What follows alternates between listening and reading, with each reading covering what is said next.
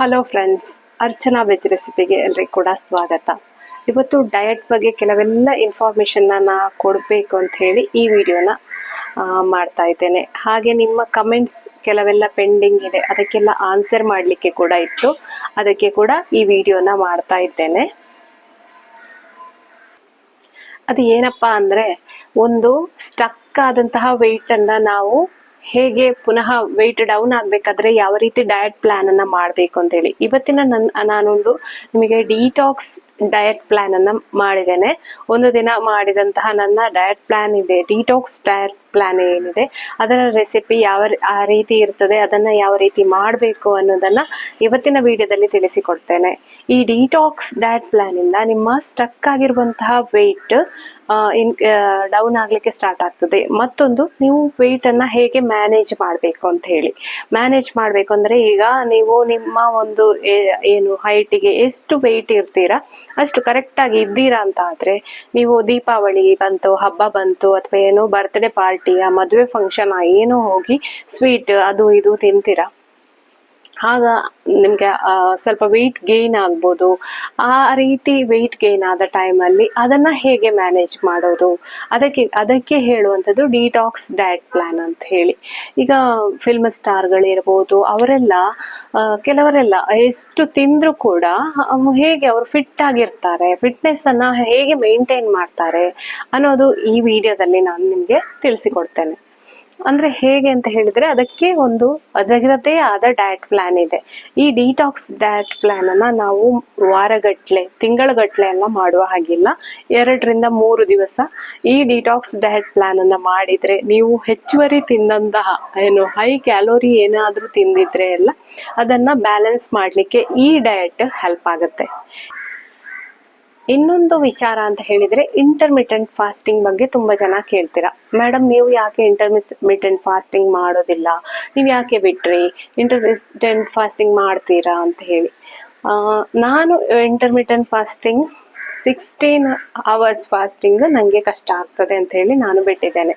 ಯಾಕೆಂದ್ರೆ ಸಾಯಂಕಾಲ 6 ಗಂಟೆಗೆ ನಮ್ಮ ಡಿನ್ನರ್ ಅನ್ನ ನಾವು ಮುಗಿಸ್ಕೊಂಡ್ರೆ, ಆಮೇಲೆ ಮರು ದಿವಸ 10 ಗಂಟೆ ಅಷ್ಟು ಹೊತ್ತಿಗೆ ನಮ್ಮ ಬ್ರೇಕ್ಫಾಸ್ಟ್ ಅನ್ನ ಮಾಡಬೇಕು. ಅದು ಬೆಳಿಗ್ಗೆ 10 ಗಂಟೆಗೆ ಬ್ರೇಕ್ಫಾಸ್ಟ್ ಮಾಡೋದು ನನಗೆ ಪ್ರಾಬ್ಲಮ್ ಆಗ್ತಿರ್ಲಿಲ್ಲ. ಬಟ್ ಸಾಯಂಕಾಲ 6 ಗಂಟೆಗೆ ಡಿನ್ನರ್ ಮಾಡಿ ನನಗೆ ಕೂತ್ಕೊಳ್ಳೋದು ಕೂಡ ಪ್ರಾಬ್ಲಮ್ ಆಗೋದಿಲ್ಲ. 6 ಗಂಟೆಗೆ ಡಿನ್ನರ್ ಮಾಡಿದ್ರೆ ಆಮೇಲೆ ಹಸಿವಾಗೋದಿಲ್ಲ, ಏನೋ ಪ್ರಾಬ್ಲಮ್ ಇಲ್ಲ. ಬಟ್ ನನಗೆ 6 ಗಂಟೆಗೆ ನನ್ನ ಡಿನ್ನರ್ ಅನ್ನ ಮುಗಿಸಿಕೊಳ್ಳಿಕ್ಕೆ ತುಂಬಾ ಕಷ್ಟ ಆಗ್ತಿತ್ತು. ಅಂದ್ರೆ ಹೊರಗಡೆ ಹೋದ ಟೈಮಲ್ಲಿ ಇರ್ಬೋದು, ಏನಾದ್ರೂ ಕೆಲಸ ಎಮರ್ಜೆನ್ಸಿ ಇದ್ದ ಟೈಮಲ್ಲಿ ನಮ್ದು ಊಟ ಆಗುವಾಗ 7 ಗಂಟೆ 7:15 ಎಲ್ಲ ಹಾಗೆ ಆಗ್ತಿತ್ತು.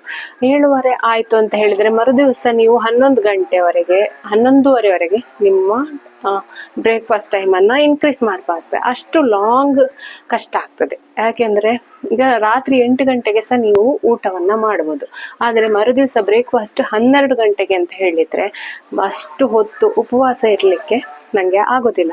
ಅದಕ್ಕೋಸ್ಕರ ನಾನು ಅದನ್ನ ಬಿಟ್ಟೆ. 16 ಅವರ್ ಉಪವಾಸ ಇರೋದ್ರ ಬದಲು 14 ಅವರ್ ಅಥವಾ 12 ಅವರ್ ಉಪವಾಸ ಇರುವಂತದ್ದು. ಆ ರೀತಿ ಉಪವಾಸನ ಈಗ ಕೂಡ ನಾನು ಮಾಡ್ತಾ ಇದ್ದೇನೆ. 12 ಅವರ್ ಉಪವಾಸ ಮಾಡೋದು ಮಾಮೂಲಿಯಾಗಿ ನಮ್ದಾಗ್ತದೆ. 7 ಗಂಟೆ 7:15ಗೆ ನಾವು ಬ್ರೇಕ್ಫಾಸ್ಟ್ ಮಾಡಿತ್ತು, ಮರು ದಿವಸ 9 ಗಂಟೆ 10 ಗಂಟೆಗೆ ಬ್ರೇಕ್ಫಾಸ್ಟ್ ಮಾಡೋದು ಅಂತ ಹೇಳಿದ್ರೆ ಅದು ಆರಾಮ್ಸೆ ಇಂಟರ್ಮಿಟೆಂಟ್ ಫಾಸ್ಟಿಂಗ್ ಆಗ್ತದೆ. ಮತ್ತೊಂದು, ಇಂಟರ್ಮಿಟೆಂಟ್ ಫಾಸ್ಟಿಂಗ್ ಅಲ್ಲಿ ಮಾಡುವಂತಹ ಮೇನ್ ಮಿಸ್ಟೇಕ್ ಅಂತ ಹೇಳಿದ್ರೆ 2 meals ಮಾಡ್ತಾರೆ. ಹೆಚ್ಚಿನವರು ಇಂಟರ್ಮಿಟೆಂಟ್ ಫಾಸ್ಟಿಂಗ್ ಅಂದ್ರೆ 2 meals ಅಂತ ಹೇಳಿ ಅನ್ಕೊಂಡಿದ್ದಾರೆ. ಆಕ್ಚುಲಿ ಅದಲ್ಲ. ಇಂಟರ್ಮಿಟೆಂಟ್ ಫಾಸ್ಟಿಂಗ್ ನೀವು ಮಾಡಿದ್ರು ಕೂಡ 3 meals ತಗೊಳ್ಬೇಕು. ನಿಮ್ಗೆ 3 meals ಇಲ್ಲ ಅಂತ ಹೇಳಿದ್ರೆ ಅದರಲ್ಲಿ ಒಳ್ಳೆ ರಿಸಲ್ಟ್ ಬರ್ಬೋದು, ವೆಯ್ಟ್ ಕೂಡ ಲಾಸ್ ಆಗ್ತೀರಾ. 6 monthಗೆ ನಿಮ್ಗೇನೋ ಡೆಫಿಷಿಯನ್ಸಿ ಎಲ್ಲ ಸ್ಟಾರ್ಟ್ ಆಗುತ್ತೆ. ಯಾಕೆಂದ್ರೆ ನಮ್ಮ ಬಾಡಿಗೆ ಎಷ್ಟು ನ್ಯೂಟ್ರಿಯೆಂಟ್ಸ್ ಬೇಕು, ಎಷ್ಟು ಆಹಾರ ಬೇಕು, ಅದನ್ನ ತಗೊಳ್ಳದೆ ನಾವು ಉಪವಾಸ ಮಾಡಿ ವೆಯ್ಟ್ ಲಾಸ್ ಆಯ್ತು ಅಂದ್ರೆ ಅದು ಪರ್ಮನೆಂಟ್ ಅಲ್ಲ. ಏನೋ ಒಂದ್ ಸ್ವಲ್ಪ ವೆಯ್ಟ್ ಇದು ಡಯಟ್ ಅನ್ನ ಬಿಟ್ರ ಸ್ಟಕ್ ಆಯ್ತಾ, ಅಲ್ಲಿಗೆ ನಿಮ್ಮ ವೆಯ್ಟ್ ಗೇನ್ ಆಗಿ ಬಿಡ್ತದೆ. ಸೊ ಇಂಟರ್ಮಿಟೆಂಟ್ ಫಾಸ್ಟಿಂಗ್ ನೀವು ಮಾಡ್ತೀರಾ, ಮಾಡಿ ಪರವಾಗಿಲ್ಲ. ಆದ್ರೆ 3 meals ತಗೊಳ್ಳಿ. 2 meals ಅಲ್ಲಿ ಮಾಡಿದ್ರೆ ನೆಕ್ಸ್ಟ್ ನಿಮಗೆ ಹೆಲ್ತ್ ಇಶ್ಯೂಸ್ ಖಂಡಿತ ಸ್ಟಾರ್ಟ್ ಆಗ್ತದೆ. ಯಾಕಂತ ಹೇಳಿದ್ರೆ ನಮಗೆ ಶರೀರಕ್ಕೆ ಏನು ನ್ಯೂಟ್ರಿಯೆಂಟ್ಸ್ ಬೇಕು ಅದನ್ನು ನಾವು ಕೊಡಲೇಬೇಕು. ಏನು ಉಪವಾಸ ಮಾಡಿಕೊಂಡು ಡಯಟ್ ಮಾಡೋದಲ್ಲ, ಚೆನ್ನಾಗಿ ಹೆಲ್ದಿಯಾಗಿ ತಿಂದುಕೊಂಡು ನಾವು ಡಯಟ್ ಮಾಡಬೇಕು. ಇದು ಡಯಟ್ ಇದು ವಿಚಾರ. ಡಯಟ್ ಇದು ವಿಚಾರ ಗೊತ್ತಿಲ್ಲದೆ ಉಪವಾಸ ಇದ್ದುಕೊಂಡು ಕಡಿಮೆ ತಿಂದುಕೊಂಡು ಇದ್ದರೆ ಅದು ಖಂಡಿತ ಡಯಟ್ ಆಗೋದಿಲ್ಲ. ಇದಿಷ್ಟಾಗಿತ್ತು ಡಯಟ್ ಇದ್ದು ವಿಚಾರ. ಇನ್ನೇನಾದರೂ ಡೌಟ್ ಇದ್ದರೆ ಖಂಡಿತ ಕಮೆಂಟ್ ಮಾಡಿ. ನೀವು ಹೇಳಿದ ಟಾಪಿಕ್ ಮೇಲೆ ನಾನು ವಿಡಿಯೋಸ್ ಮಾಡ್ತೇನೆ.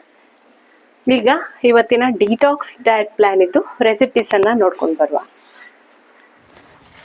ಫ್ರೆಂಡ್ಸ್.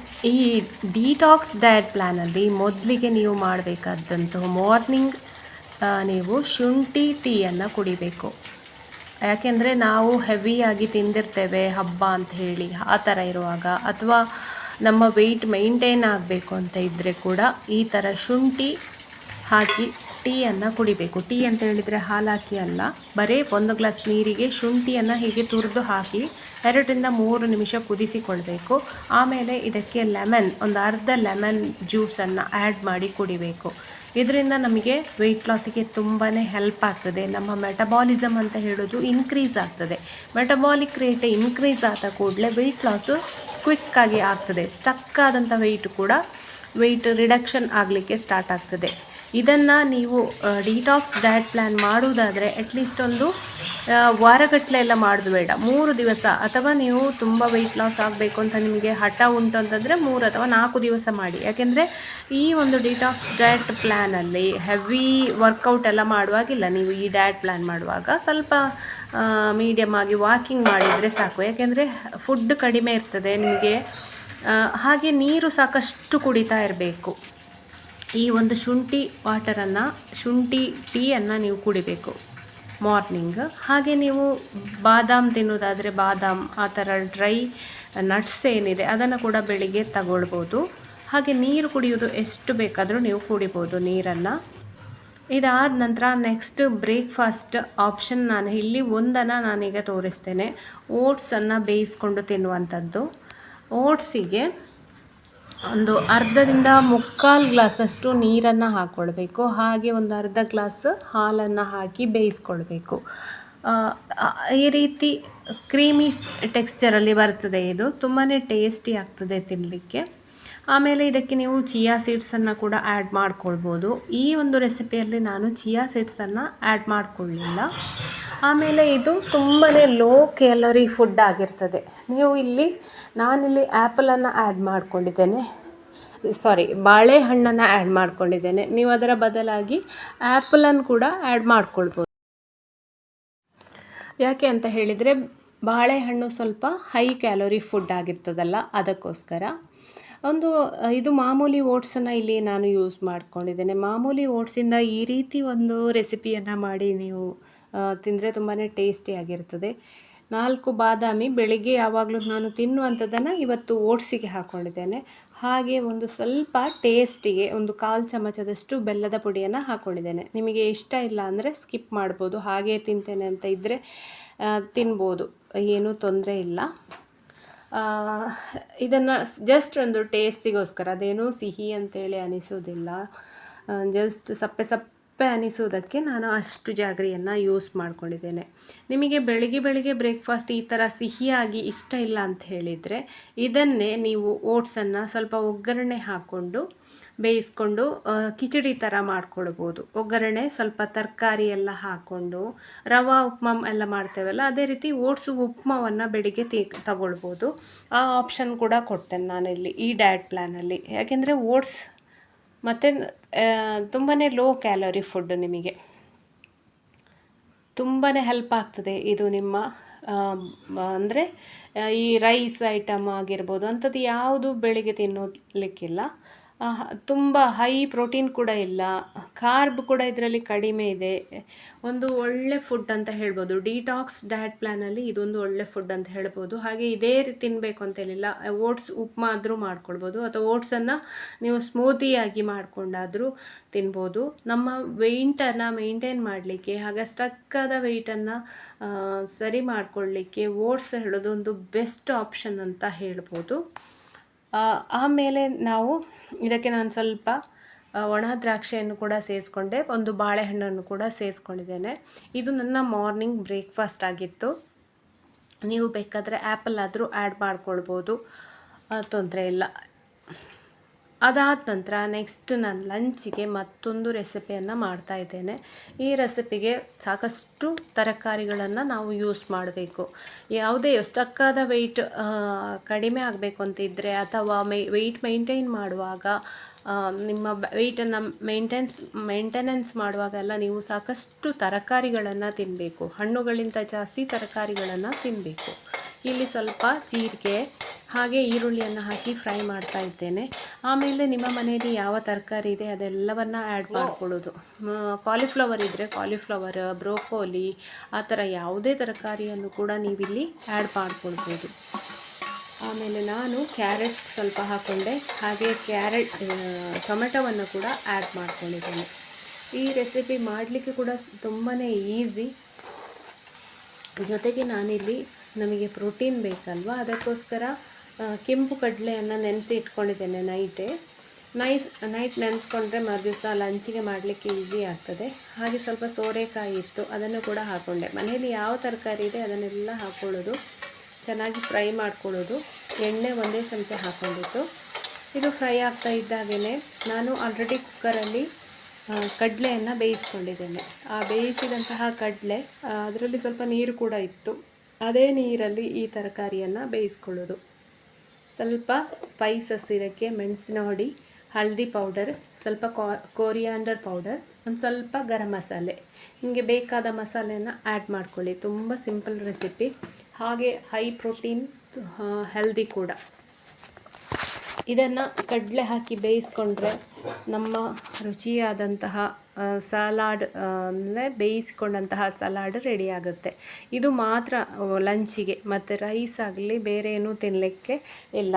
ಈ ರೀತಿ ಫುಡ್ ತಗೊಂಡ ಕೂಡಲೇ ನಮಗೆ ಸ್ವಲ್ಪ ಸುಸ್ತಾದಾಗೆ ಅನ್ನಿಸ್ಬೋದು, ಅಥವಾ ಏನೋ ತಿನ್ನಲಿಲ್ಲ ಉಪವಾಸ ಮಾಡ್ತೇನೋ ಅಂತ ಹೇಳಿ ಆ ಥರ ಫೀಲಿಂಗ್ ಬರ್ಬೋದು. ಅದಕ್ಕೆ ಈ ಥರ ಡಯಟನ್ನು ನೀವು ಮಾಡಿದ ಹೊತ್ತು ಜಾಸ್ತಿ ಹೆವಿ ಬಿಸಿಲಿಗೆ ಹೋಗುವಂಥದ್ದು, ವರ್ಕೌಟ್ ಮಾಡುವಂಥದ್ದು ಮಾಡಬೇಡಿ. ಸ್ವಲ್ಪ ಆರಾಮಾಗಿ ಇದ್ಬಿಡಿ, ವರ್ಕೌಟ್ ಎಲ್ಲ ಬೇಡ.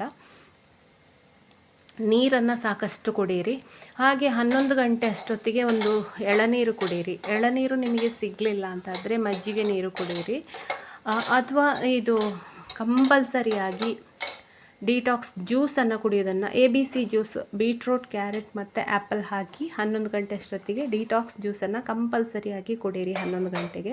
ನಾನಿಲ್ಲಿ ತೋರಿಸಲಿಲ್ಲ ನಿಮಗೆ, ಬಟ್ ಹೇಳ್ತಾ ಇದ್ದೇನೆ ಡಯಟ್ ಪ್ಲ್ಯಾನನ್ನು. ಬೆಳಿಗ್ಗೆ ಒಂದು ಶುಂಠಿ ಡ್ರಿಂಕ್, ಹಾಗೆ 11 ಗಂಟೆಗೆ ಡಿಟಾಕ್ಸ್ ಜ್ಯೂಸ್, ಹಾಗೆ ನೈಟ್ ಕೂಡ ಮಾರ್ನಿಂಗ್ ಇದು ಸಿನಮನ್ ಹಾಕಿ ಕುದಿಸಿಕೊಂಡು ನೈಟ್ ಕೂಡ ಅದೇ ರೀತಿ ಕುಡಿ. ಇದನ್ನು ನೀವು ಕಂಪಲ್ಸರಿ ಡೈಲಿ ಮಾಡಬೇಕು, ಬಿಡದೆ. ಆಮೇಲೆ ರೆಸಿಪಿಗಳಲ್ಲಿ ಬೇರೆ ಬೇರೆ ಆಪ್ಷನ್ಸ್ ಇದೆ. ಈ ಥರ ತರಕಾರಿ ಸಲಾಡ್. ಮರುದಿವಸ ನೀವು ಇನ್ನೊಂದು ರೆಸಿಪಿ ಅಂತ ಹೇಳಿದರೆ, ಹೆಸರು ಬೇಳೆ ಇದೆ ಅಲ್ವಾ, ಅದನ್ನು ನೆನೆಸಿಬಿಟ್ಟು ಅದರ ದೋಸೆ ಮಾಡಿ ಅದ್ರ ಜೊತೆಗೆ ತರಕಾರಿ ಎಲ್ಲ ಹಾಕ್ಕೊಂಡು ಕೂಡ ತಿನ್ಬೋದು. ಬೇರೆ ಬೇರೆ ರೆಸಿಪಿಗಳು, ನೀವು ಡಯಟ್ ರೆಸಿಪಿಗಳು ನನ್ನ ವಿಡಿಯೋದಲ್ಲೇ ಇದೆ. ಅಂಥದನ್ನು ನೀವು ಸ್ವಲ್ಪ ಲೋ ಕ್ಯಾಲರಿ ಯಾವುದಿದೆ ಅದನ್ನು ನೀವು ಲಂಚಿಗೆ ಯೂಸ್ ಮಾಡ್ಕೊಳ್ಬೋದು. ನೋಡಿ, ಈ ಥರ ಇಲ್ಲಿ ಪ್ರೋಟೀನ್ ಇರಬೇಕು, ತರಕಾರಿಗಳಿರಬೇಕು. ಆ ಥರ ಸಲಾಡ್, ಬೇರೆ ಬೇರೆ ರೀತಿಯ ಸಲಾಡ್ಗಳನ್ನು ನೀವು ಮಧ್ಯಾಹ್ನ ಲಂಚಿಗೆ ಯೂಸ್ ಮಾಡ್ಬೋದು. ಆಮೇಲೆ ನೈಟ್ ಕೂಡ ಹಾಗೆ ಲೋ ಕ್ಯಾಲರಿ ಫುಡ್ಡು, ಹಾಗೆ ಹೊಟ್ಟೆ ತುಂಬ ಆಗುವಂಥ ಫುಡ್ಡನ್ನೇ ನಾವು ತಗೊಳ್ಬೇಕು. ಇಲ್ಲಿ ನೋಡಿ, ರುಚಿಯಾದಂತಹ ಕಡಲೆಯಿಂದ ಮಾಡಿದಂತಹ ಸಲಾಡ್ ರೆಡಿ ಆಯಿತು. ಸಲಾಡ್ ಅಂತಾದರೂ ಹೇಳ್ಬೋದು, ಕಡಲೆಕಾಯಿಯಿಂದ ಪಲ್ಯದ ರೀತಿ ಅಂತಾದರೂ ಹೇಳ್ಬೋದು. ಇದನ್ನು ನೀವು ಒಂದು ಬೌಲಷ್ಟು ಧಾರಾಳವಾಗಿ ತಿನ್ಬೋದು.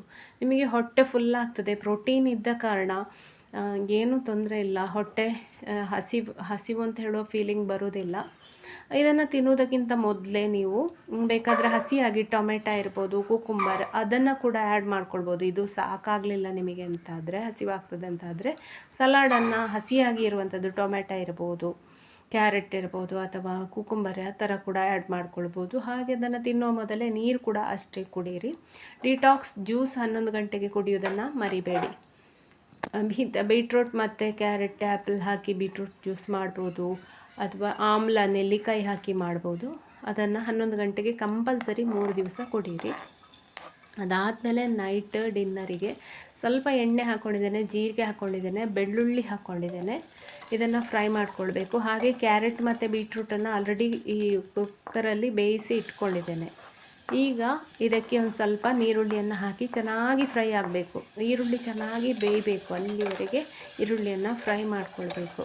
ಇದು ಫ್ರೈ ಆಗ್ತಿರುವಾಗ ನಾವು ಏನು ಬೇಯಿಸ್ಕೊಂಡಿಟ್ಟಿದ್ದೇವಲ್ಲ ಕ್ಯಾರೆಟ್ ಮತ್ತು ಬೀಟ್ರೂಟು, ಅದು ತಣ್ಣಗಾಗ್ತಾ ಬಂತು. ಅದು ತಣ್ಣಗಾದ ಕೂಡಲೇ ಅದನ್ನು ಮಿಕ್ಸಿಗೆ ಹಾಕಿ ನುಣ್ಣಗೆ ಪೇಸ್ಟ್ ಮಾಡಿಕೊಳ್ಬೇಕು. ಈ ಒಂದು ಸೂಪ್ ಎಷ್ಟು ಯಮ್ಮಿ ಆಗಿತ್ತು ಅಂತ ಹೇಳಿದರೆ, ನಾನು ಅಂದ್ಕೊಂಡಿರಲಿಲ್ಲ ಇಷ್ಟು ಟೇಸ್ಟ್ ಆಗ್ತದಾ ಅಂತ ಹೇಳಿ. ಅಂದರೆ ಅವತ್ತು ಮಾಡಿದೆ ನಾನು, ಇತ್ತೀಚೆಗೆ ಈ ಸೂಪನ್ನು ಮಾಡಿರಲಿಲ್ಲ. ಈಗ ಇವತ್ತು ನಿನ್ನೆ ಮಾಡ್ಕೊಂಡು ತಿನ್ನುವಾಗ ಹೋಟೆಲಲ್ಲಿ ಸಿಗೋದಕ್ಕಿಂತ ಕೂಡ ತುಂಬ ಟೇಸ್ಟಿಯಾಗಿ ಬಂದಿತ್ತು. ನೋಡಿ ಏನಿದೆ ಇಲ್ಲಿ, ಕ್ಯಾರೆಟ್ ಮತ್ತು ಬೀಟ್ರೂಟ್ ಇವನ್ನು ಗ್ರೈಂಡ್ ಮಾಡಿದ ಪೇಸ್ಟನ್ನು ಈ ಈರುಳ್ಳಿಗೆ ಒಗ್ಗರಣೆಗೆ ಹಾಕ್ಕೊಂಡೆ. ಇದು ಚೆನ್ನಾಗಿ ಕುದಿಬೇಕು, ಅಲ್ಲಿಗೆ ಸೂಪ್ ರೆಡಿ ಆಗ್ತದೆ. ಇದಕ್ಕೆ ರುಚಿಗೆ ನಾನು ಸ್ವಲ್ಪ ಉಪ್ಪು ಮತ್ತು ಪೆಪ್ಪರ್ ಪೌಡ್ರನ್ನು ಸೇರಿಸ್ಕೊಂಡಿದ್ದೇನೆ. ನಿಮಗೆ ಲೆಮನ್ ಬೇಕು ಅಂದರೆ ಲೆಮನ್ ಆದರೂ ಆ್ಯಡ್ ಮಾಡ್ಕೊಳ್ಬೋದು, ತುಂಬ ಚೆನ್ನಾಗಿರ್ತದೆ. ಹಾಗೆ ಇದು ಇಷ್ಟೇ ಕುಡಿದ್ರೆ ರಾತ್ರಿ ಹಸಿವಾಗೋದಿಲ್ವಾ ಅಂತ ನಿಮಗೆ ಅನ್ನಿಸಿತು ಅಂದರೆ ನೀವು ಎಕ್ಸ್ಟ್ರಾ ಸಲಾಡನ್ನು ತಗೊಳ್ಬೋದು. ಕೂಕುಂಬರ್, ಟೊಮೆಟೊ, ಕ್ಯಾರೆಟ್ ಆ ಥರ ಹಸಿ ತರಕಾರಿಗಳನ್ನು ಆ್ಯಡ್ ಮಾಡ್ಬೋದು. ಜೊತೆಗೆ ಸ್ವಲ್ಪ ಪನ್ನೀರ್ ಕೂಡ ಹಾಕ್ಕೊಳ್ಬೋದು. ಪನ್ನೀರನ್ನು ಜಸ್ಟ್ ತವಾದಲ್ಲಿ ಫ್ರೈ ಮಾಡ್ಕೊಳ್ಳೋದು, ಅಂದರೆ ಒಂದು ಅರ್ಧ ಚಮಚದಷ್ಟು ತುಪ್ಪ ಹಾಕ್ಕೊಂಡು ಚೆನ್ನಾಗಿ ಫ್ರೈ ಮಾಡ್ಕೊಳ್ಳೋದು. ನಾನಿಲ್ಲಿ ನೋಡಿ ತೋರಿಸ್ತೇನೆ ನಿಮಗೆ. 4 ಪನ್ನೀರಷ್ಟನ್ನು ರೋಸ್ಟ್ ಮಾಡಿಕೊಂಡು ಹಾಕ್ಕೊಂಡಿದ್ದೇನೆ. ಆ ಥರ 4 ಪನ್ನೀರ್ ಹಾಕೋದ್ರಿಂದ ನಿಮಗೆ ಹೊಟ್ಟೆ ಕೂಡ ಫುಲ್ ಆಗ್ತದೆ, ಪ್ರೋಟೀನ್ ಕೂಡ ಸಿಗ್ತದೆ ನಿಮ್ಮ ಒಂದು ಡಯಟಲ್ಲಿ. ನೋಡಿ, ಇದು ಇಷ್ಟು ಕುದಿದ್ರೆ ರೆಡಿ ಆಯಿತು ನಮ್ಮ ಸೂಪ್. ಈರುಳ್ಳಿ ಎಲ್ಲ ಕ್ರಂಚಿಯಾಗಿ ಬಾಯಿಗೆ ಸಿಕ್ಕುವಾಗ ತುಂಬಾ ಇಷ್ಟ ಆಗ್ತದೆ. ಇಲ್ಲಿ ನಿಮಗೆ ಬೆಳ್ಳುಳ್ಳಿ ಈರುಳ್ಳಿ ಇಷ್ಟ ಇಲ್ಲ ಅಂದರೆ ಅದನ್ನು ಸ್ಕಿಪ್ ಮಾಡಿಕೊಂಡು ಹಾಗೆಯೇ ಕಾರ್ನ್ ಏನಾದರೂ ಆ್ಯಡ್ ಮಾಡ್ಕೊಂಡು, ಕಾರ್ನ್ ಬೇಡ, ಸ್ವಲ್ಪ ಕ್ಯಾಲೋರಿ ಜಾಸ್ತಿ ಆಗುತ್ತೆ. ಇಷ್ಟನ್ನು ಹಾಕಿದರೆ ನಮ್ಮ ರುಚಿಯಾದಂತಹ ಸೂಪ್ ರೆಡಿ. ನೀವು ಬೇರೆ ಬೇರೆ ಸೂಪನ್ನು ಮಾಡ್ಕೊಳ್ಬೋದು. ನೋಡಿ, ಇಲ್ಲಿ ನಾನು ಪನ್ನೀರನ್ನು ಈ ಥರ ರೋಸ್ಟ್ ಮಾಡಿಕೊಂಡು ಆ್ಯಡ್ ಮಾಡಿದೆ. ಡೈಲಿ ನೀವು ಬೇರೆ ಬೇರೆ ತರಕಾರಿ ಸೂಪು, ರಾಗಿ ಸೂಪು ಆ ಥರ ನೈಟ್ ಸೂಪನ್ನೇ ಕುಡಿಬೇಕು. 3 ದಿವಸ ಡಿಟಾಕ್ಸ್ ಪ್ಲ್ಯಾನ್ ಮಾಡ್ತೀರಾ ಅಂತ ಹೇಳಿದರೆ ಸೂಪನ್ನೇ ಕುಡಿಬೇಕು ನೈಟ್, ಬೇರೆ ಏನೂ ತಿನ್ನಲಿಕ್ಕಿಲ್ಲ. ಇದಾಗಿತ್ತು ಡಿಟಾಕ್ಸ್ ಡಯಟ್ ಪ್ಲ್ಯಾನ್. ಫ್ರೆಂಡ್ಸ್, ನಿಮಗೆ ಈ ವಿಡಿಯೋ ಇಷ್ಟ ಆದರೆ ಖಂಡಿತ ಲೈಕ್ ಮಾಡಿ. ಹಾಗೆ ನೀವು ಈ ಚಾನಲನ್ನು ಫಸ್ಟ್ ಟೈಮ್ ನೋಡ್ತೀರಾ ಅಂತಾದರೆ ಖಂಡಿತ ಸಬ್ಸ್ಕ್ರೈಬ್ ಆಗೋದನ್ನು ಮರಿಬೇಡಿ. ಹೀಗೆಯೇ ಬೇರೆ ಬೇರೆ ಟಿಪ್ಸ್ ಜೊತೆ